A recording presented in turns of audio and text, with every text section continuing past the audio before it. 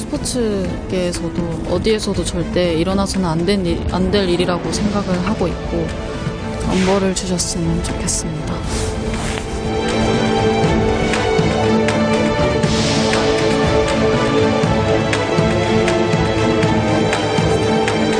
성폭행이 정말로 이루어진 겁니까? 법적인 성폭행이? 예. 1회 이상 그런 행위가 있었다는 거죠? 4년 넘게. 예.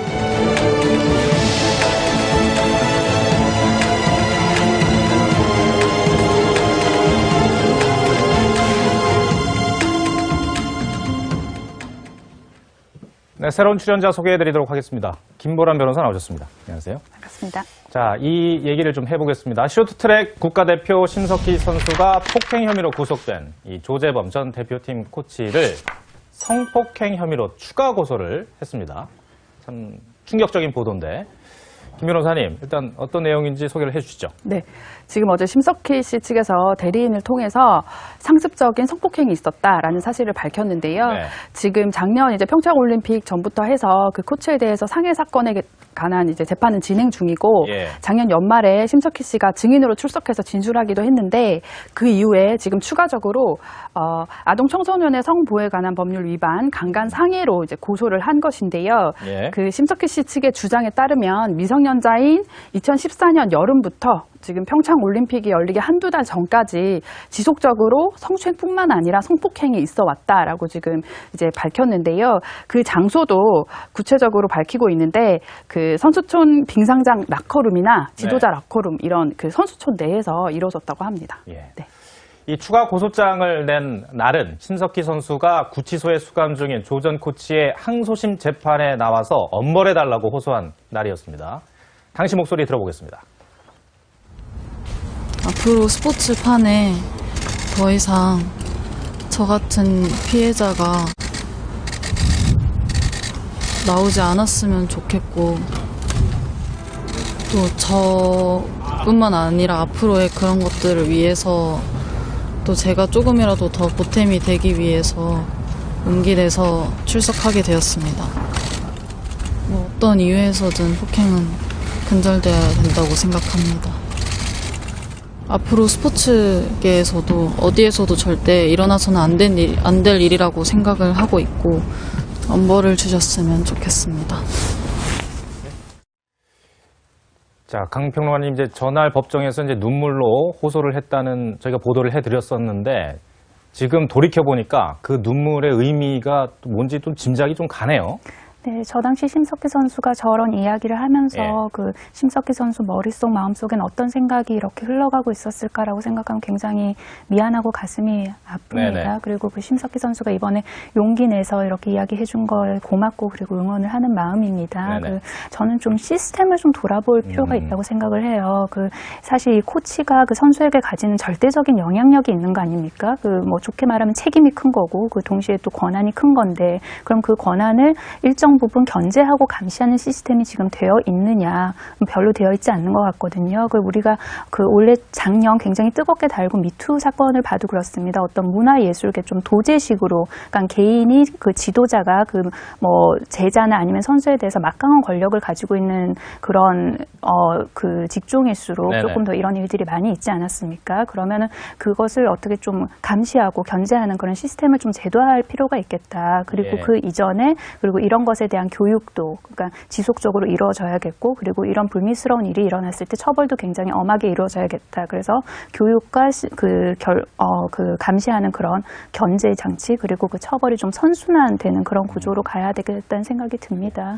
최 의원님, 더욱 충격적인 것은 심 선수 주장에 따르면 네. 그런 일이 본인이 미성년자 때에 일어났다는 거 아닙니까? 네. 네.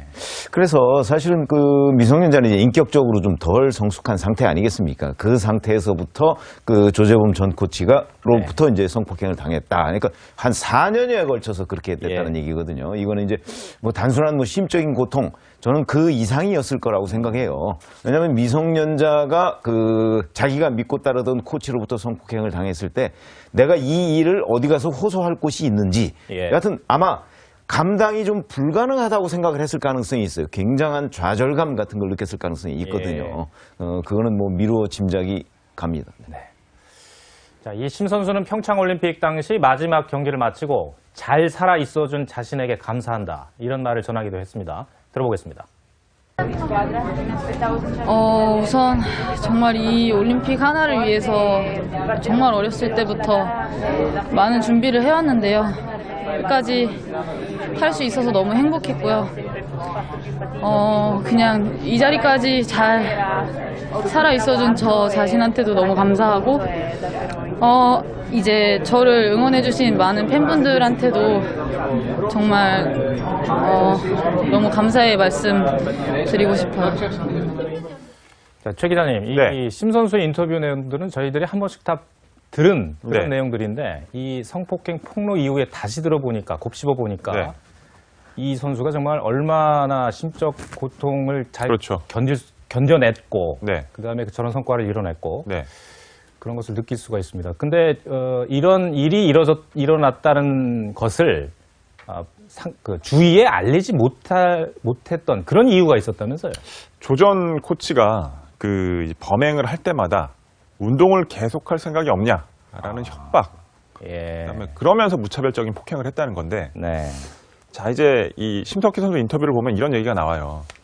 그러니까 이 결과를 위해서 이 여태까지 어렸을 때부터 지금까지 계속 운동만 해왔다. 예. 여기서 바로 이제 어떻게 보면 이 문제의 근원이 나오는 건데 이제 우리나라의 엘리트 스포츠 시스템의 근본적인 문제가 여기서 예. 이 바탕에 있다고 생각을 해요. 그러니까 이제 우리나라 엘리트 스포츠 시스템은 도제식으로 이루어집니다. 네. 그래서 코치가 한 선수를 전담을 해서 계속 초등학교 때부터 중학교, 고등학교 또 이제 올림픽에 출전할 때까지 계속 관리를 하는데, 근데 이제 우리나라 엘리트 스포츠 시스템이라는 게 이 운동선수가 이 일이 아니면 이 일을 그만두면 마치 인생이 끝나는 것 같다는 생각을 갖게 할 정도로 오로지 그 일만 하게 만든단 말이에요.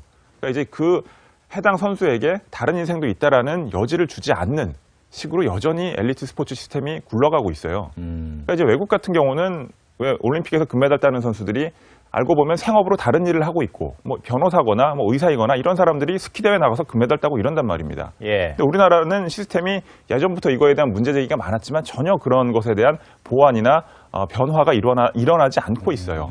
그러니까 이제 이런 우리나라 엘리트 스포츠 시스템의 맹점을 알고 이 코치들이 이를 악용해서 예. 어린 선수들에 대해서 이런 만약에 그런 성폭행까지 했다는 게 사실이라면 사실 짐승 같은 짓 아니겠습니까? 그렇습니다. 그럼 말도 안 되는 일을 하고 있는 겁니다. 그러니까 이제 그런 짓을 한 사람들도 나쁘지만 지금 현재 우리나라의 엘리트 스포츠 시스템 전반에 대해서도 점검을 할 때가 됐다. 이런 생각이 듭니다.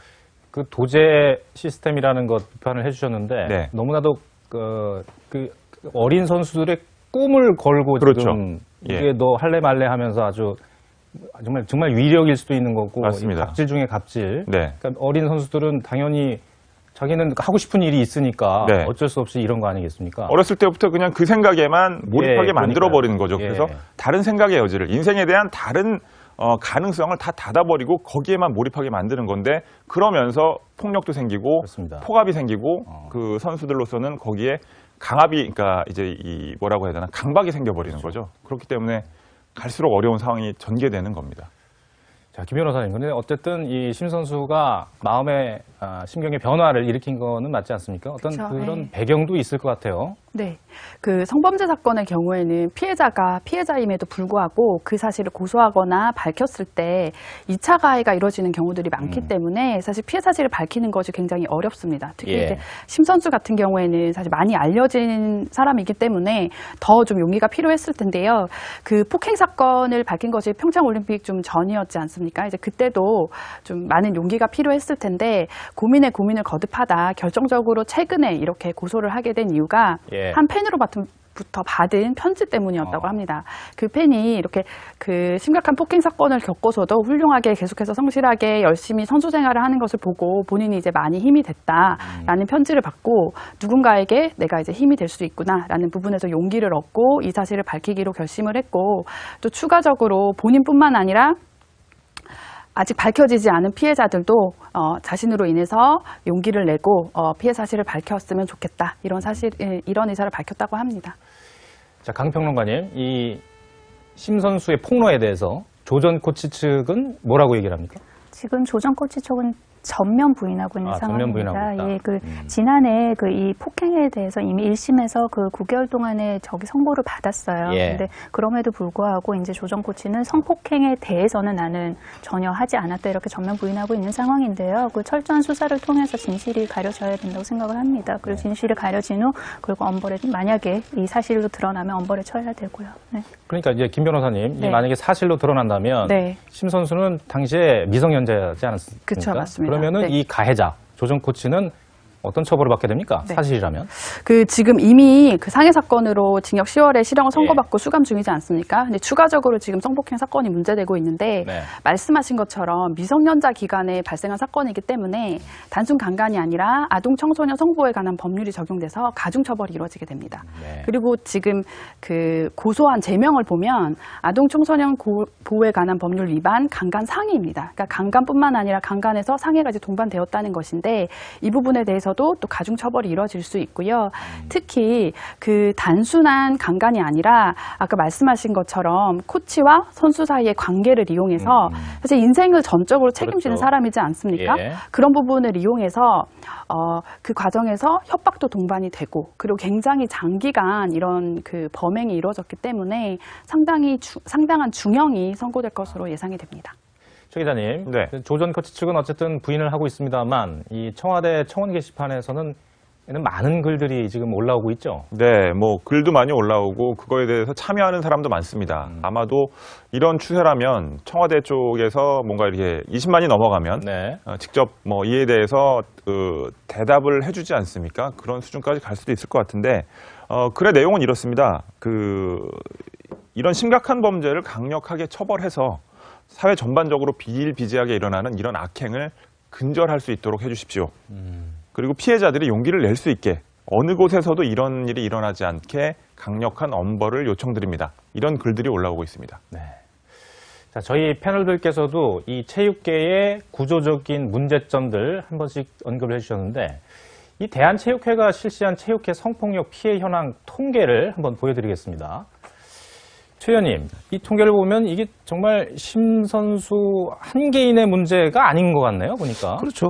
대한체육회 조사 결과 예. 일반 선수라는 거는 이제 대한체육회에 등록된 선수입니다. 네. 그리고 국가대표 선수, 이제 심석희 씨 같은 그런 이제 선수를 얘기하는데 일반 폭력뿐만 아니고 성폭력 부분도 일반 선수의 경우 2.7%입니다. 그러니까 작년 기준이죠. 네. 그다음에 국가대표 선수는 1.7% 정도라고 조사 결과가 나와 있는데 문제는 이 성폭력이나 성추행 이런 부분은 말이죠. 사실 본인이 저런 설문조사에 응하는데도 상당한 용기가 필요한 부분이기 때문에 그렇겠네요. 저기에 아마 숨겨진 내용도 상당히 있을 것이다라고 한다면 실제는 성폭력 경험 비율이 저거보다 더 많은 것 아니겠느냐. 우리가 이런 추측도 할 수가 있는 거거든요. 네. 그렇기 때문에 정말 전반적인 조사 이런 것들이 필요해 보입니다. 네. 자, 다음 주제로 가보겠습니다.